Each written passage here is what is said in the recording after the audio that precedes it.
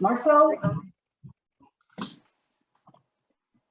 Thank you very much, Marcel, for inviting us for this webinar. We're quite excited to talk to you today about RSC CO2 fluxes derived from SOCAT and from direct measurements in the Southern Ocean. So I guess most of you are maybe familiar with the global carbon budget, and the global carbon budget is a budget for carbon dioxide in the atmosphere, and so it balances the anthropogenic additions of carbon dioxide to the atmosphere from use of fossil fuel and use of cement and from land use change, and it tries to balance those CO2 emissions with the uptake of carbon dioxide that occurs in the atmosphere, in the oceans, and in land ecosystems.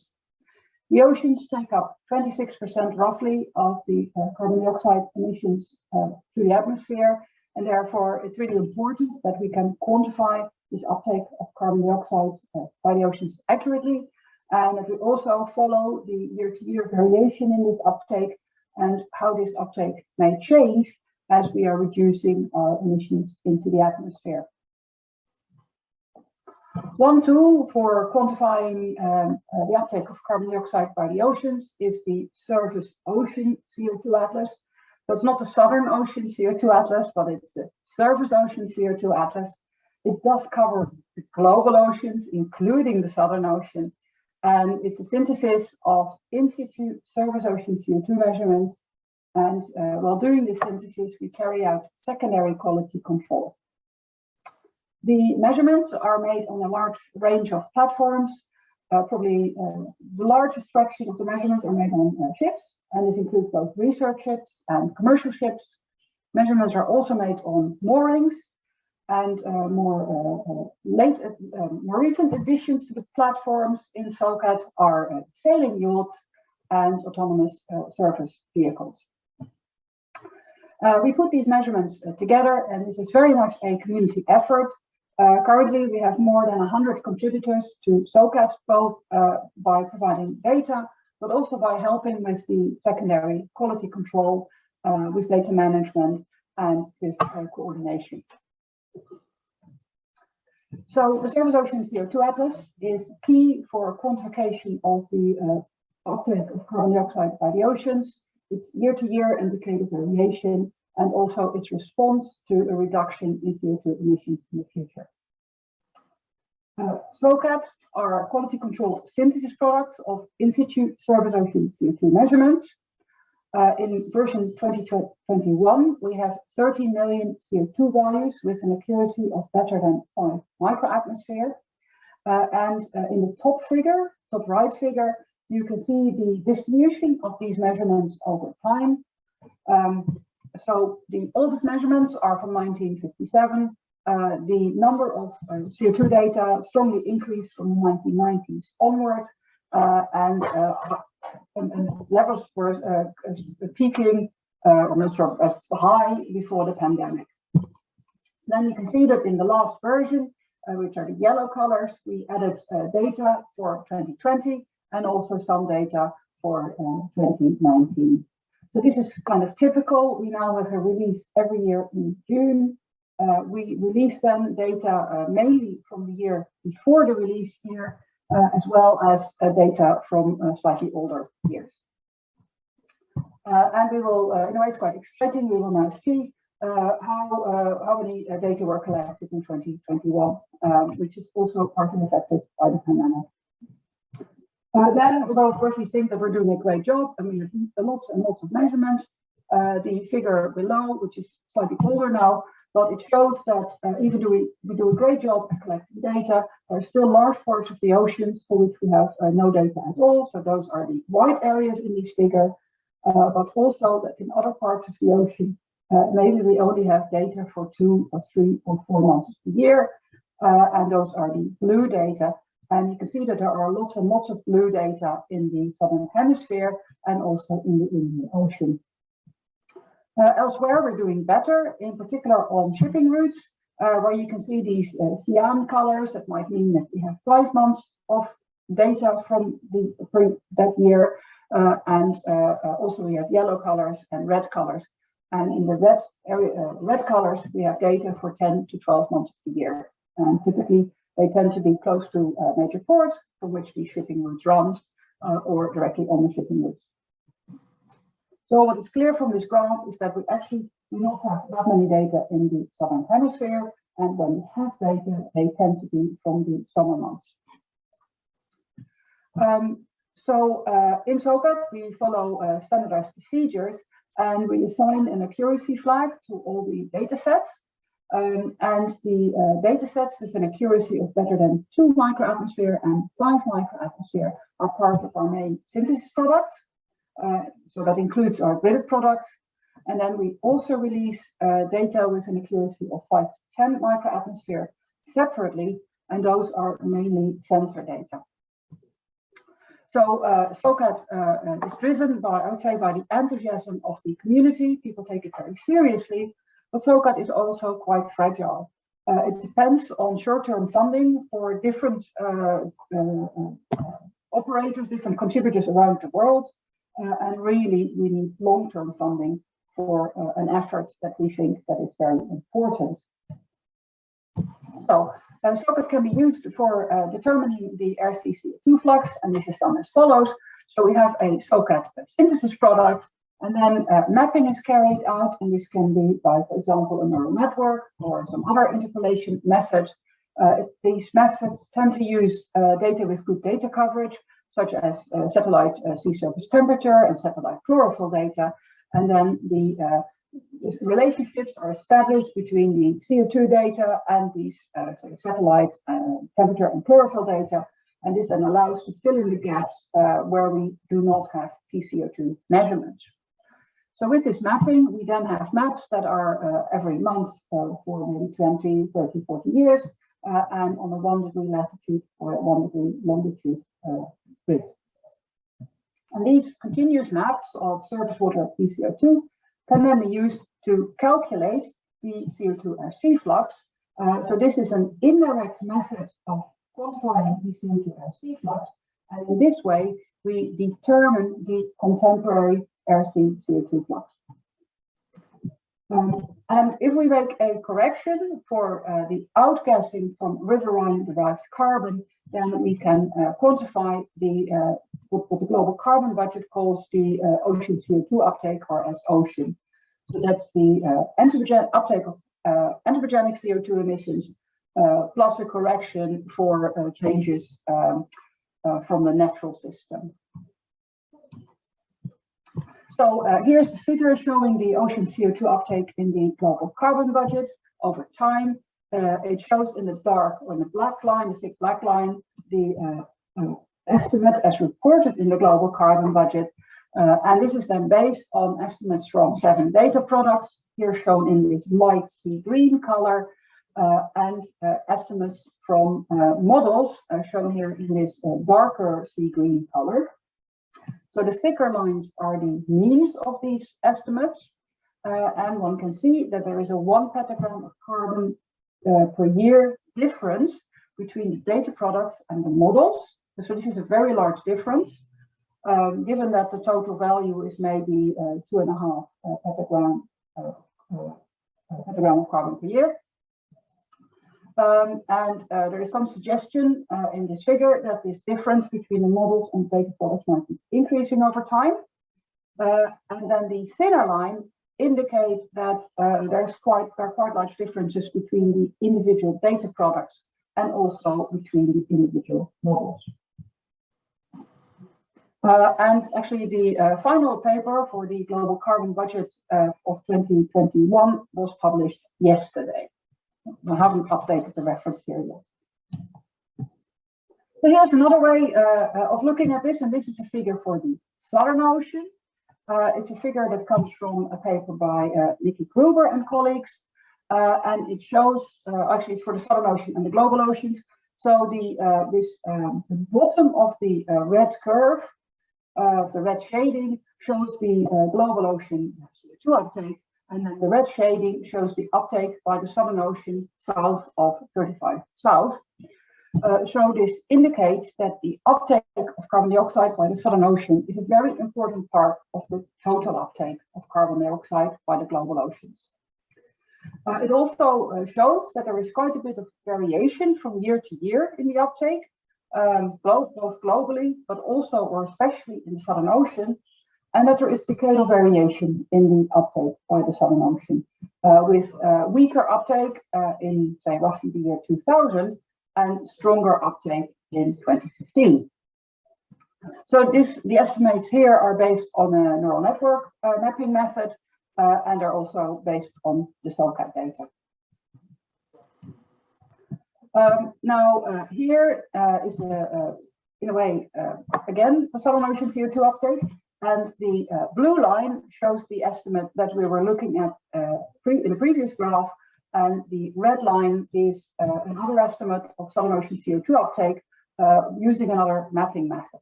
So it highlights the differences between the two mapping methods.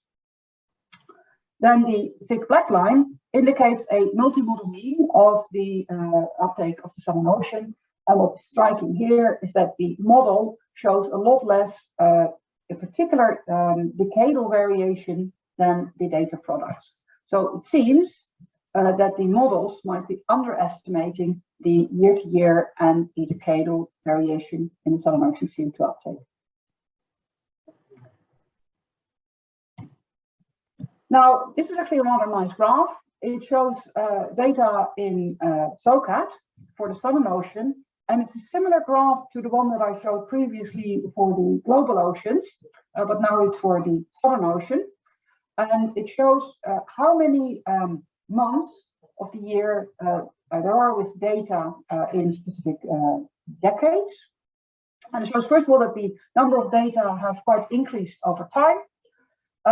And then if we look at, say, the decade of 2000 to 2009, when we had lots of data, we can see that there are actually only very few regions where the data are from maybe 8 or 10 or 12 months of the year.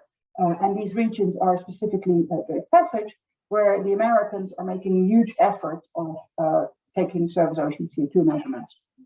And there are also some cruise tracks from, say, New Zealand to Antarctica, and from Hobart in Australia to Antarctica, where there is more intensive data collection for maybe 4 or 5 months of the year.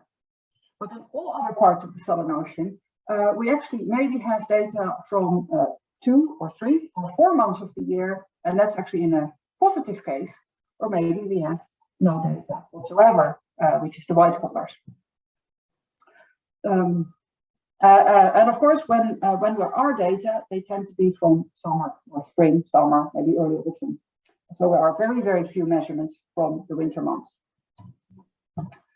Now it's been suggested that we could use SOCOM flows for additional winter PCO2 estimates in the Southern Ocean. So SOCOM is the Southern Ocean Carbon and Climate Observations and Modeling Initiative. And the two figures show the number of PCO2 data in the summer and in the winter from SOCOM flows. So those are the green squares. And then underlain are the measurements that we have from SOCAT. So that's the blue colors. And it's immediately evident, first of all, that these flows provide a lot of PCO2 data. And that also the surface ocean PCO2 measurements are very sparse in this August winter month. It's worth keeping in mind, though, that the floats measure pH and that they do not measure PCO2. And then PCO2 is estimated from these pH measurements by the floats and by alkalinity that is derived from salinity measurements by the floats. So the PCO2 data by the floats are estimated or calculated PCO2 data. They're estimated to have an accuracy of 11.4 microatmosphere, and these PCO2 data may be biased high by 4 microatmosphere. So this figure shows two estimates that are based on mapping of the SOCAT data. So these are the blue and the green estimates, and we've seen these estimates before. And then for the period from 2015 to 2017, these estimates are compared to the float data. So the orange dot with the error bar is the estimate based on the SOCAT data. And then the purple square is a similar estimate of Southern Ocean CO2 uptake based on the float data. And it's clear that the estimate from the float data provides a much smaller Southern Ocean CO2 sink than the estimate based on the SOCAT data alone. And then one can also use both these SOCAT data and the float data, and then one finds this black triangle, and that provides an intermediate estimate of the Southern Ocean CO2 uptake. It is, I guess, the jury is still a little bit out what the Southern Ocean CO2 uptake is and how well the surface ocean PCO2 measurements estimate this.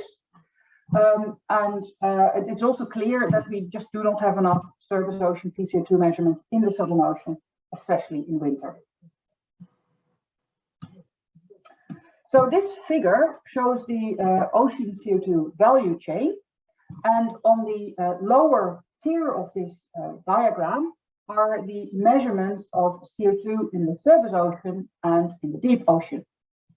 So they're measured by many colleagues around the world, and they are supported by regional networks such as the Integrated Carbon Observation System, ICOS, and also by international networks such as SOCONET.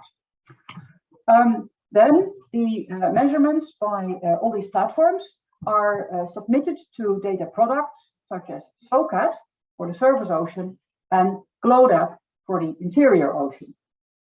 And these, before the data are released in the data product, there is quality control and quality flags may be assigned. Then these data products are widely used for all kinds of activities such as mapping, data assimilation, modeling, and forecasting. And in some cases, there are also intercomparisons of, for example, different mapping products, such as done in SOCOM with Yuanxu, and that's the surface ocean PCO2 mapping intercomparison. So then all these activities provide estimates of, for example, ocean acidification, ocean carbon uptake, etc. And this then feeds into scientific assessments and synthesis reporting, such as the Global Carbon Budget and IPCC reports. And finally, this feeds into the high-level climate negotiations by the United Nations Framework Convention on Climate Change. And then there is a feedback mechanism via international organizations such as JCOS and GOOS back to the measurements and back to the observations, saying that, for example, the estimates need to be more accurate, or that we need more wintertime measurements in the Southern Ocean. So I hope that it's now clear to you that this value chain and all the steps in it are key for quantifying the global ocean CO2 uptake and its response to net zero CO2 emissions. However, there are also challenges. This value chain is fragile, and large part of it actually not funded particularly well. They run off PhD projects, etc. And even the observations are very fragile. And Toste Tanoa voiced this in 2019 as follows.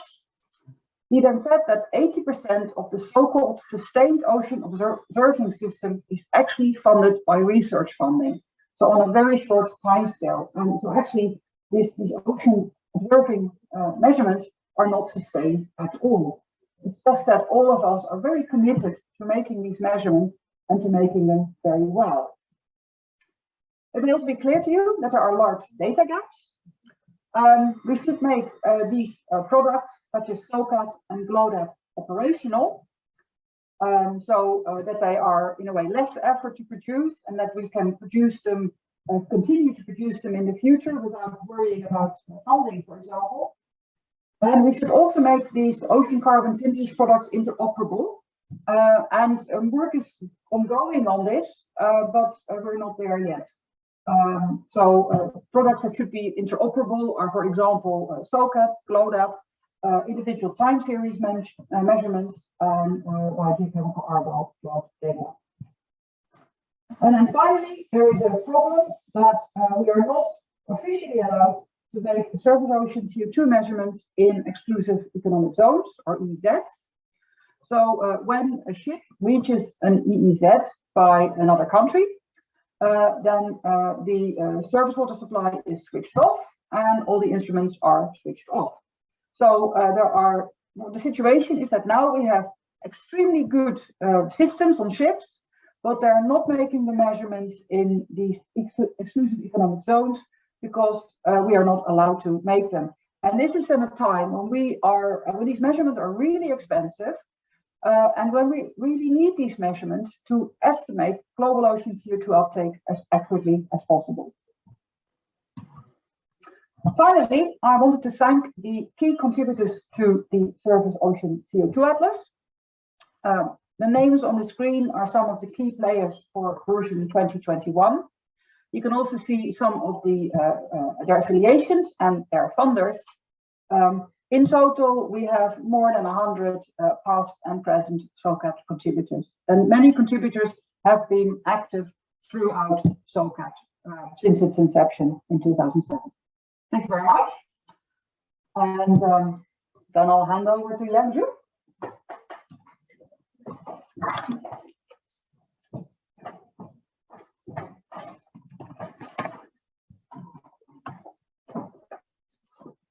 Okay.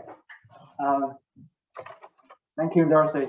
Thank you for inviting me to give this seminar together with my supervisor. I'm very nervous because I can't imagine I can have a seminar with my supervisor. So yeah, I'm Yuanxu from the University of East Anglia and the Plymouth Marine Laboratory, and Dorothee is one of my supervisors. I'm now in my third year, so I'm going to talk something a bit different with Dorothee. So Dorothee talked about the air CO2 flux in the Southern Ocean using the SOCAT data. So I'm going to talk with direct flux measurements in the Southern Ocean. So I will first introduce why I'm interested in the Southern Ocean and why we want to do the direct flux measurements.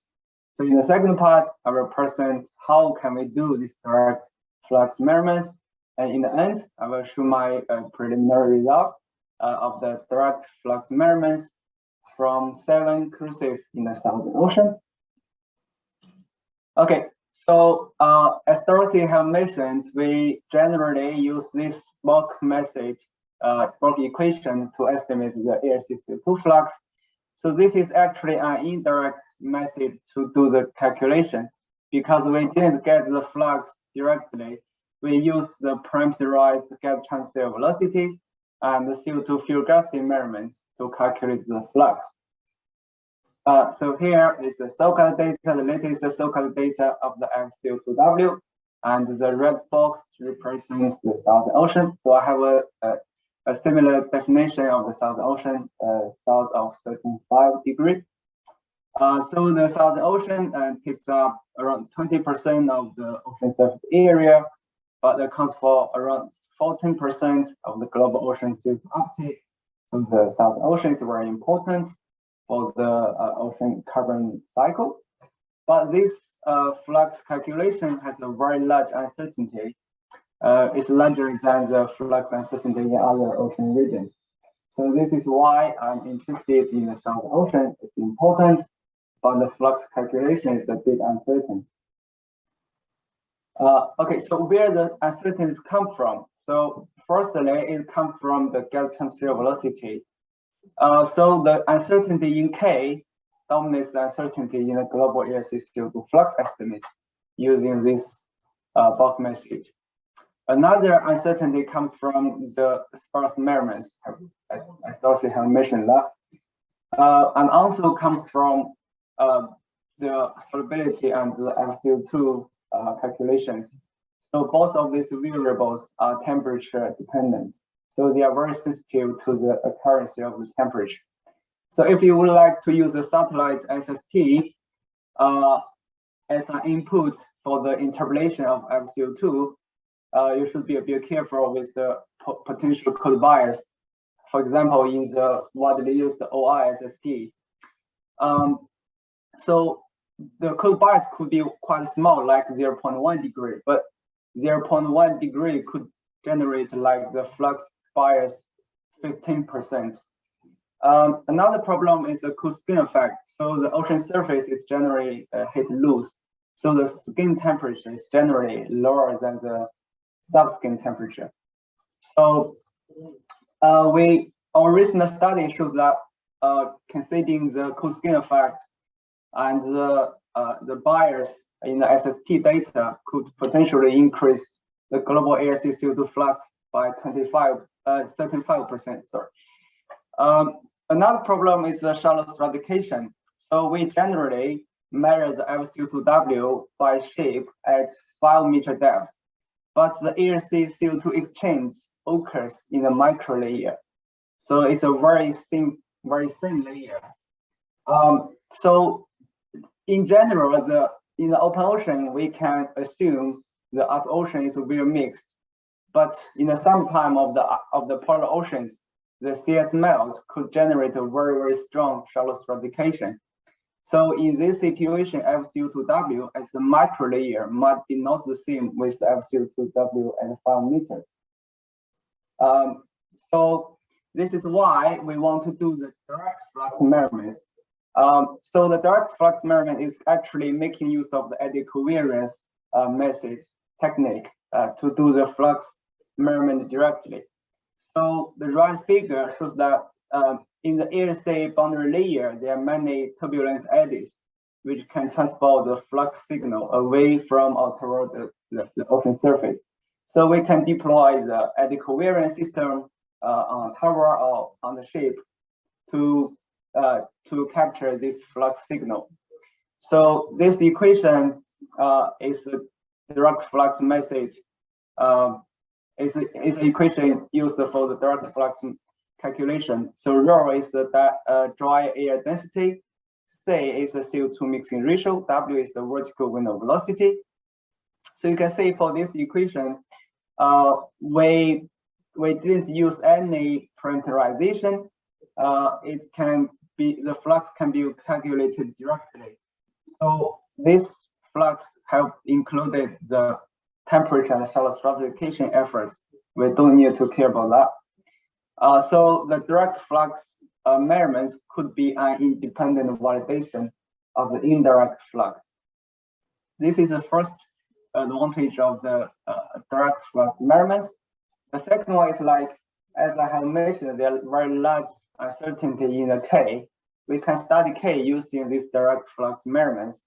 So this is a bulk equation. If we have the flux measurements by the eddy covariance, we can replace the FCO2 here by this equation, and then we can back calculate the K by this equation. So currently the K is generally parameterized only with the wind speed, but wind speed is only one of the drivers for the K. There are also some other variables also can affect the gas transfer velocity. So this figure shows like the kinetic forcing for K and the thermodynamic forcing for FCO2. So you can say wind is just one variable, like some other variables like surfactants, bubbles, ocean waves, all can affect the K. And also these variables spans from the small scale to the large scale processes. However, the current widely used gas transfer velocity, like the one in half 2014, is based on the Bloom-Common-14 method. This method has a very large time scale and spatial scale. So actually, this parameterization of K represents the average of the global ocean over a very long time scale. Another widely used method is the dual-tracer method, like the parameterization of K from 1900, 2000, and whole 2006. And this method also have a quite a large time scale and spatial scale compared to the eddy covariance. So eddy covariance can capture more small scale processes. We can get the flux data every 20 minutes, and the footprint of the flux is around 10 kilometers square.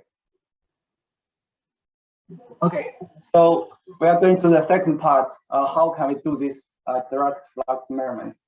This slide shows the setup of the eddy covariance system. So based on the equation, you can see we need to measure the fluctuation of the vertical window velocity and the CO2 mixing ratio. So we use a sonic anemometer, a high frequency sonic anemometer, to measure the vertical window velocity. But our system is generally based on the shape. So the shape motion will contaminate the wind speed measurements.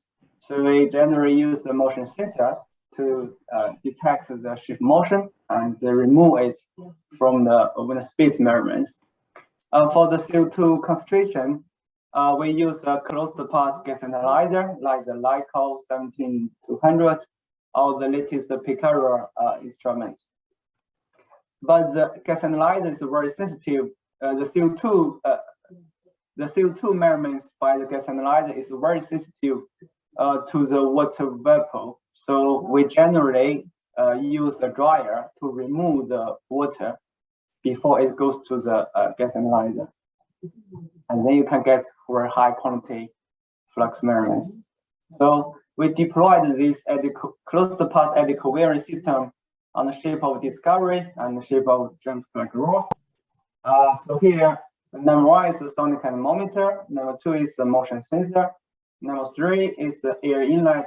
So the air is pumped through a long tube and went to go to the dryer and then go to the gas analyzer, and then you can get the CO2 concentration measurements. So if you are interested in the details of how to do the eddy covariance measurements, you can look at our recent paper on ACP. I'm happy to discuss any questions. From 2019 to 2021, we have collected around 7 cruises in the Southern Ocean using the shape of James Clerk Ross and Discovery. So in the last part, I'm going to show some preliminary results of this direct flux measurements. So this figure shows the direct flux measurements before 2019. You can see there are only 3 cruises in the Southern Ocean, and also the data is mainly in the Pacific part of the Southern Ocean, and no data in this part. And after that, we have these 7 cruises from 2019 to 2021, and most of the our data, our measurements fill the gap in the Atlantic part of the Southern Ocean. So now we have around 10 cruises direct flux measurements in the Southern Ocean. And this figure shows this data spans from November to April. So it's mainly in the summer of the Southern Ocean. It can't have for the sparse measurements in the winter. Okay, so here is a comparison between the direct fluxes and the indirect flux. As I have said, the direct flux can be an independent validation for the indirect fluxes. So here I choose these 7 cruises flux data. So the blue line represents the direct flux using the eddy covariance technique, and the red line represents the indirect flux using this bulk equation and the FCO2W measurements. So here K, I used like the parameterization from one hole or from hole, I can't remember, but they are quite similar. So you can see the indirect flux largely agree with the direct flux. However, like in these regions, there shows quite a large disagreement. I still don't know what happened here. I guess maybe because something like the shallow stratification, because our measurements is very close to the CIs. Maybe in the summer the CS melts, generate very strong shallow stratification, or maybe because like some physical process like upwelling. Okay, so this figure shows the comparison of the direct flux, indirect flux, and the indirect flux from the products. So the products means like I use 6 SOCAT-based products. Like Dorothee have said, we have SOCAT data, but it's not the measurements is not in everywhere. So we use some interpolation method like a neural network to interpolate it to the global ocean. So here I extract the collocated points from 6 SOCAT-based products, and I did the ensemble mean of this extracted indirect flux from the products, which is shown as the orange points. So you can say they are, I think they are largely agreed on average, but the direct flux shows quite big variation. This is because the direct flux has a quite high resolution. For the products, it has a 1 degree, 1 month resolution, but for the direct flux, we can get the flux every 20 minutes. But here, average is over the daily flux, so it still has a quite large variation.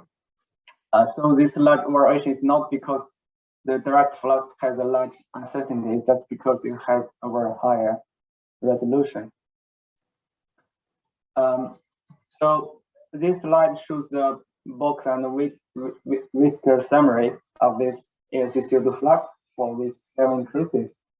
So the blue point is the direct flux, and the orange point, and the orange box represents the indirect flux from products. And the line in the middle represents the medium of the flux, and the bottom and the top line represent the 25th and 75th percentiles presently, and the whisker is the extreme value. So from this figure, I think on average, the indirect flux from products agree with the direct flux. At least all of them are below 0, which means like the ocean is a CO2 sink.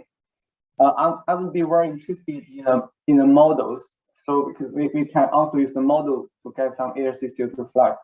So for the global current budget, the average, the model output of the flux and the flux from 7 products.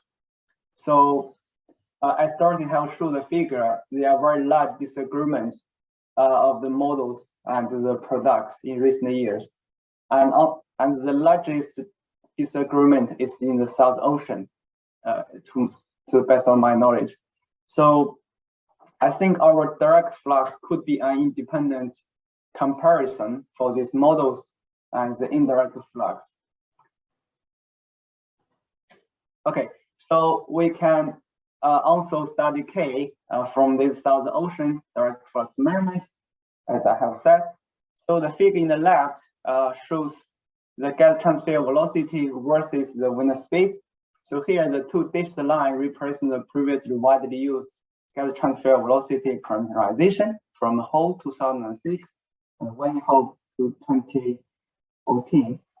So you can see these two parameterization agree very, very well.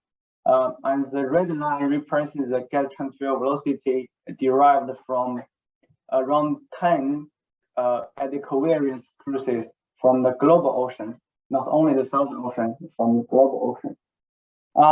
So I think the K from the eddy covariance largely agree with these 2 previously proposed gas transfer velocity based on the Dorothee method and the carbon-14 method respectively. But as the low wind speed, I think the K from the eddy covariance is higher, but at the high wind speed is a bit lower. Okay, so we can do the similar thing, use our Southern Ocean measurements, plot a similar figure. So here is the preliminary results. The black points is already K data derived from the hourly eddy covariance ASC CO2 flux.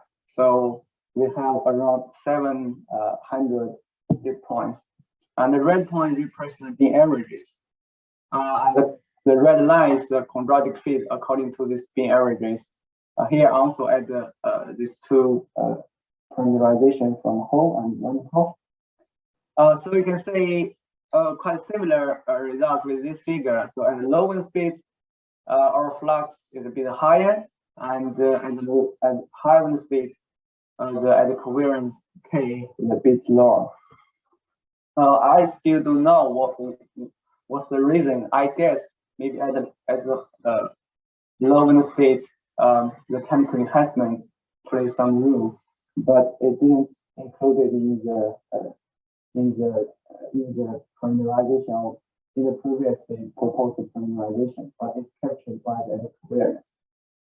And for the high wind speed, I guess maybe because the bubble media transfer, plays some role in this difference.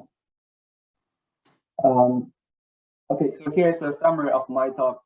A direct ARC CO2 flux measurements by eddy covariance provide independent validation for indirect flux estimates, and the eddy covariance CO2 flux measurements combined with the ARC CO2 viscosity measurements allow for studying the parameterization of K, and a large amount of consistent shape-based direct CO2 flux measurements will help improve the Southern Ocean ARC CO2 flux estimates.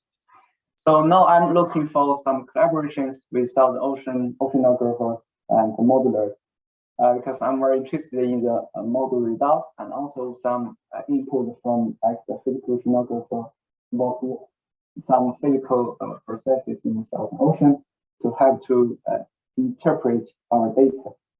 If you are interested in our data and in my work, please contact me. Here's my email. And we're interested to have some discussion and some collaborations.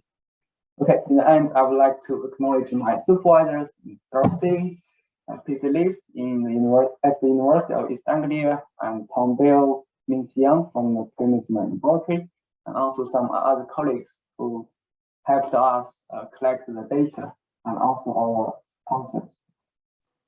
Thank you very much.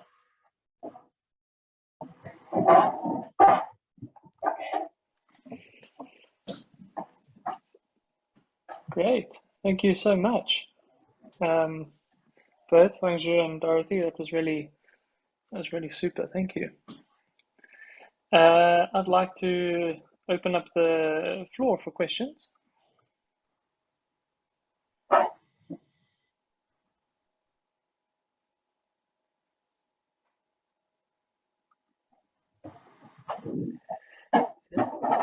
To raise hands. Bruno, you're at the top. I hope that you can hear me. My connection is pretty poor. Thank you very much for this talk and this review about SOCAT and the parameterization of key in the Southern Ocean. Regarding, I would like to, well, within the SOFLUX, we are trying to promote or a better understanding of the flux at large in the Southern Ocean. I would like to have your feeling, Dorothee, about how these uncertainties in the overall flux of the Southern Ocean can be handled. In the way that there is the SOCOM floats that are biased, obviously, for macromole with significant effect on the overall budget.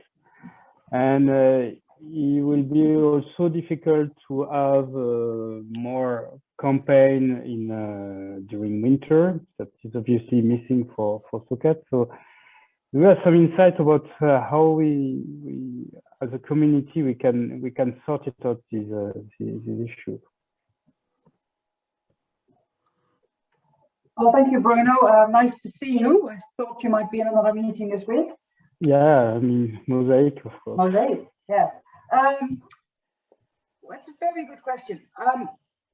What was very interesting are these autonomous surface vehicles that sail around the world while measuring pretty good quality, making pretty good CO2 measurements in the surface ocean. Now one couldn't deploy those in areas with a lot of sea ice, but they could be used to determine CO2, say in subantarctic waters. So I think that's a very promising development. They could be used in summer when there's no ice, but they could be used to also collect winter measurements. Yes, and I guess we should make progress as a community, but I guess we also need manufacturers in improving the quality of sensors. So because at the moment, there has been progress, but we would like easy to deploy sensors that we can deploy on small autonomous vehicles, ideally, and that don't drift, that we can rely, because there is and be great if, for example, the SOCOM floats had CO2 sensors rather than having to rely on pH measurements.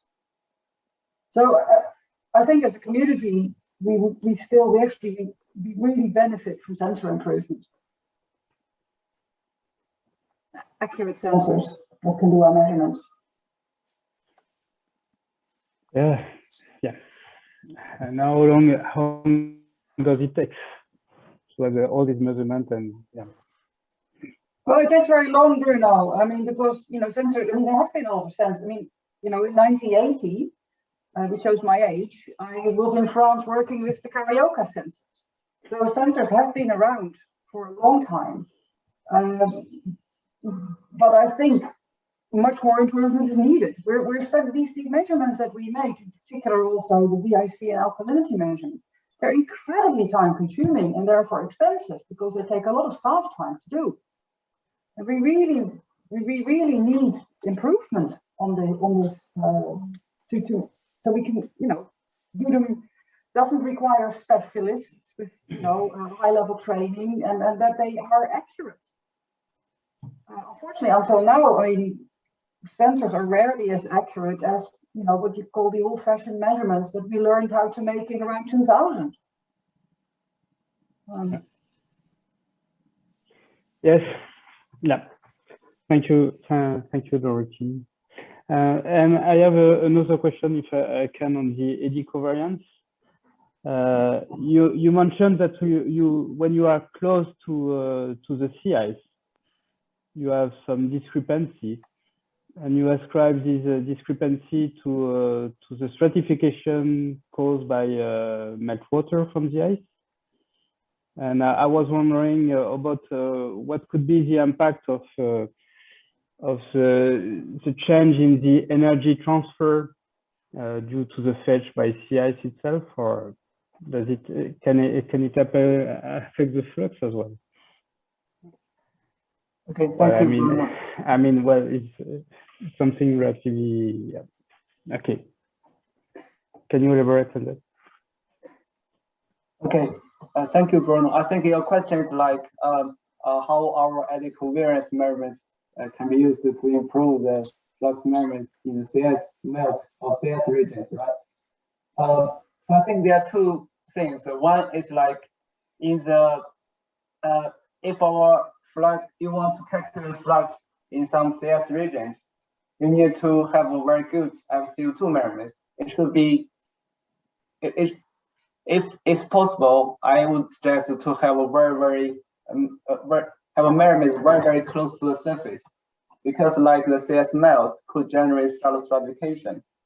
So if we still measure CO2W at 5 meters, as we always do, it will definitely overestimate or underestimate. I'm not sure about that for the flux. But it seems like it's not very easy to measure the FCO2 at the very surfacely. So yeah, one choice is like you can use eddy covariance to measure the flux. Not like maybe like like do some more comparison. Like we can have some profile measurements by the CTD to say like what's the difference between the surface and the parameters. If there are quite a large difference, can we do kind of like model or something to say what's the difference between the surface and parameters, and do kind of offset for the flux calculation. So this is one thing I would like to see for the CO2 measurements. Another one is for the K. So if there's some CS cover in the surface, I think the gas exchange community would tend to think there are no flux because it's covered by the CS, so there are no exchange, no chance to do the exchange. But maybe there's some bubble in the CS. So for different CS, maybe it has different rule for the air CO2 exchange. So maybe you might also want to say like in CS regions, if the K is similar with that in the open oceans, maybe not the same, because like the water and the CS could have kind of interaction. So it might increase the turbulence, could increase the the K, make it a bit higher. But I think this is still a topic really difficult to answer because we don't have lots of study of the K in the CS regions. Maybe the Mosaic project can contribute something to this topic. Well, I don't know. Yeah, well, that's Steve Archer who is doing some flux measurement, but it was completely ice covered. So I think that's another topic. And by the way, Steve told me today that during winter and summer, they observed flux from the ice covered. So well, you might know that I'm among the people who are measuring flux directly from the ice. So I mean, I don't think that the ice is a complete cover for gas exchange. And regarding to how it affects the flux, well, I mean, the piston velocity. Well, I know papers from Bryce-Lewis arguing that it's going to increase the flux. I know some papers from Prytek and Co.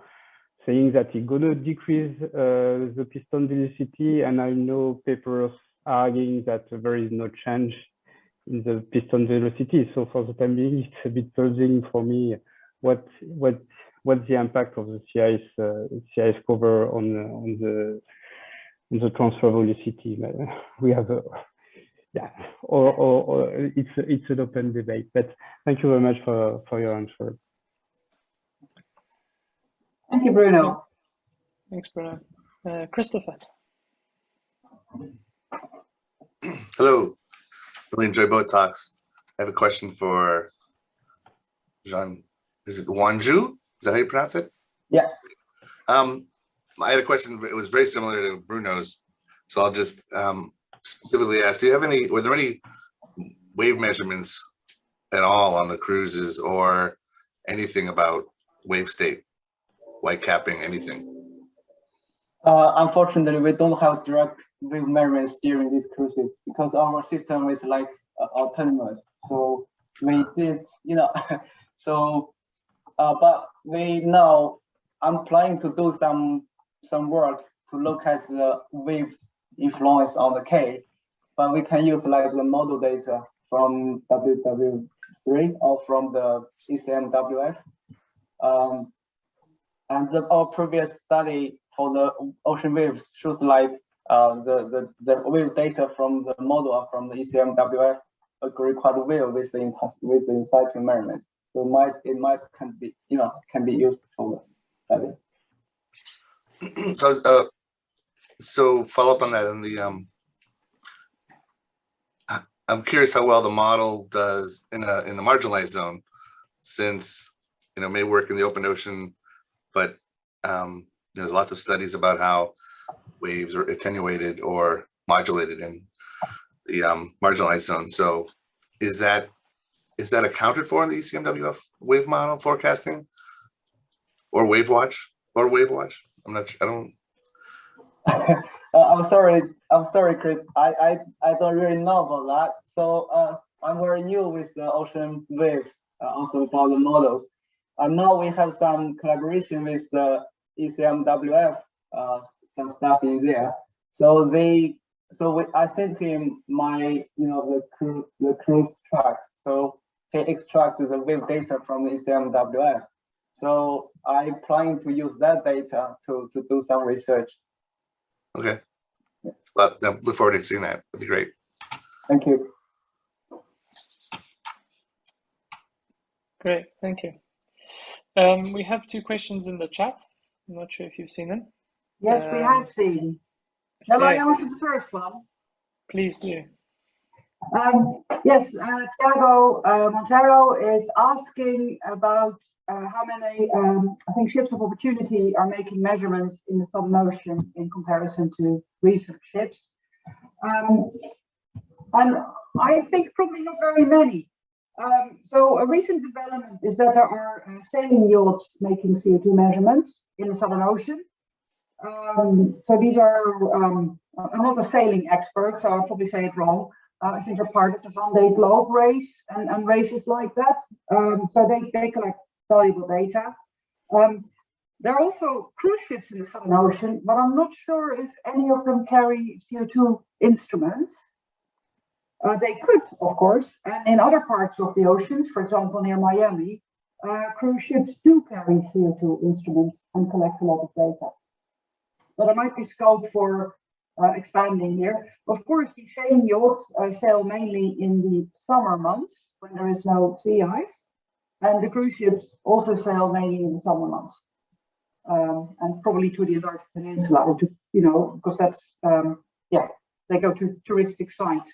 They will not be visiting these kind of open ocean regions where there is not much scenery for the guests on board to see. So thank you, Thiago. And then there is a question for Yuanxu. Okay. Thank you, Thiago. Very good question. But I'm not sure, is your question about the comparison between the flux or the comparison between different K? So if you would like to see, like, for the flux, my question is like, I only did that for the South Ocean, because in the other ocean regions, we have some anti-covariance measurements, but it's not very much. So you can see for the synthesis K in the slides I shown in the last slides, it's from the global ocean. We have now have around 10 cruises data, not only from my group, also from other groups, like from the ARC anti-covariance community. But I think, because the South Ocean, why I'm interested in that is because the flux calculation from the models from the products have a very large degree disagreement. So in other ocean regions, I'm not sure about that because the uncertainty in the ocean regions is not that large. So this is my answer for the flux. But if you would like to say for the K, this is a very interesting topic because before I start my PhD, what I would like to do is to give different K in different regions, not only one K for the global ocean. I would think in different regions there's some other, the lots of variable all can affect K. Maybe in some different regions, the drivers is different. So, things will change. We don't have enough data to give different K parameterization of K in different regions. But I'm still thinking in the tropical regions, the flux is outgassing of the CO2. Like in the South Ocean, it's uptake. So maybe for these two different situations, the K could also be different. If we consider the bubbles could contribute a lot to the K, then the evasion and invasion could be different. So it might have some influence on the K. Okay, this is my answer. Thanks, Yuanxu. Okay, we have time for one final question, and there's another one in the chat from David Ho. Dorothee, how much annual funding would you need to sustain SOCAT? Good. Oh, that's always a difficult question. We actually looked into this and we came up with something like 300,000 either dollars or euros per year. And a large chunk of that would be for the data management groups. So that's both the group in Bergen and the group at NOAA PMEL that are very important for ingesting the data in SOCAT or for writing software routines so that allows then users to upload their data automatically. It's also those groups that are important for making data products interoperational. So we were trying to do that via making the data also available via ERDA. And then some funding would also, part of that would be for quality control, secondary quality control, and automation. And then there's a question for Yuanxu. Okay, thank you, David. It's a very good question. I think I might can't answer this question very good. I don't know, maybe one of my supervisor is not here. He recently wrote a paper. I did the similar thing with you. So he summarized the K from the eddy covariance measurements from around 10 cruises and put them together to look at what's the difference and what's the difference between these cruises and what's the difference like with your do tracer results. So yeah, so I think like you said, like the time scale and the spatial scale is maybe a big question for that. But I think this is also one of the advantage of the eddy covariance. It can capture very small scale, small time and spatial scale processes. So I think yeah. So I think I have lots of things to do. I see the figure you showing on Twitter, like you said, you put together these different cruises. I think one comment for that figure is like, sorry, maybe not comment. My thought is like maybe just look at the data published in recent several years using the closed path gas analyzer.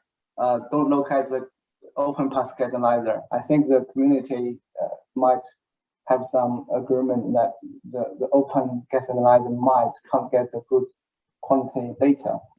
And also look at the maybe recent 5 or 10 years, because in the past, like the data processing, like the instrument, not very good or not very,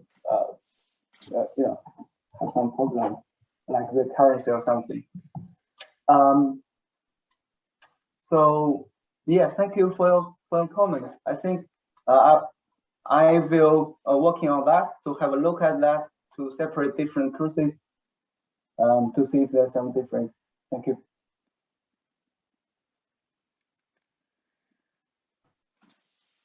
Super, thank you. Without any other questions, we're 6 over the hour, so just like to give a final thank you to both Dorothee and Yuanxu for this wonderful presentation and discussion. Thank you very much, and enjoy the rest of your day. Well, thank you very much for inviting us, and thank you to everyone who's asked questions. Thank you. That's been very good. Thank you. Thank you for listening. Cheers. Thank you. Great.